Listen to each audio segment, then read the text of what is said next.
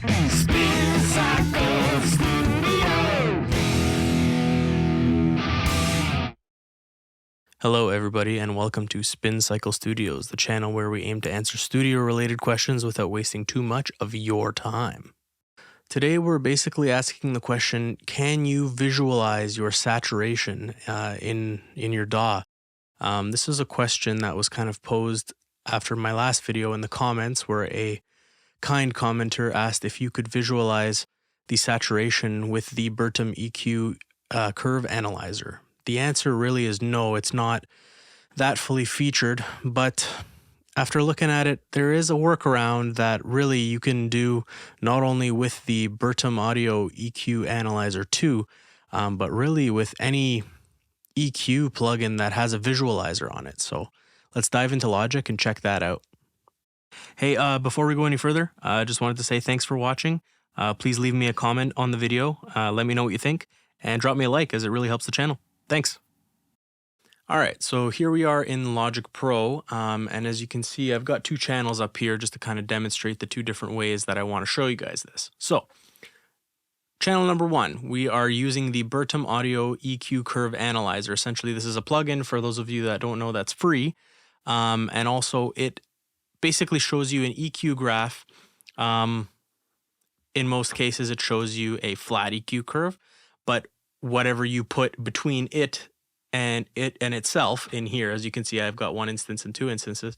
It shows you what the EQ response is given what you are affecting it with. In this case, we're going to visualize saturation, so we're going to use a test oscillator. Basically, I'm just creating a sine wave at 100 hertz. That's all you got to do. In this plugin, there is a little dial here to show the sensitivity of the screen. You want to max that out to 60 dB, as you'll be able to see the harmonics easier, as they'll all appear here on screen. So all we've got here is a classic normal 100 hertz sine wave, no harmonics being generated at all. If you want to use something, for example, like a bit crusher, I've inserted a bit crusher after the test oscillator. So if I open up the bit crusher, all of a sudden, check out all these harmonics. Your sine wave's at 100, you generated here at 300, 500, 700, 900, 1100. Basically, it's odd-ordered harmonics. And again, you can change that with the actual parameters here in the bit crusher. You want less drive, it's obviously going to pop off, but you get the point there. What about something like a BPB saturator? This is a wicked simple saturator plugin by BPB, Bedroom Producers Blog Audio. And essentially here, what I can do is just crank up the tube saturation, and you'll see we get even ordered harmonics at 100, 200, 400, onwards, right? So that's actually pretty cool that you can use this in conjunction with a basic sine wave to visualize your saturation. Now, let's say this is too fancy for you and you don't even want to download any plugins. You want to do this with the stock stuff that's in your DAW. Well, we can do that. So we will now disable all of this on channel 1 and move over to channel 2, where I'm doing this with stock plugins. Again, you'll see here I have a test oscillator. I have some saturation going on. I have a channel EQ, which is the main visualizer here. As you can see, we've got the stock EQ. No bands have been activated, but once we activate the test oscillator, we see that there is a 100 hertz sine wave.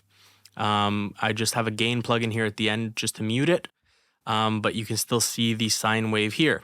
If I pull up the test oscillator, you can see if I move it around, it's going to go to different parts of the spectrum. We're using 100 hertz just because it's easy to multiply and easy to calculate for people who aren't great at math. In any case, here we are. We've got our sine wave.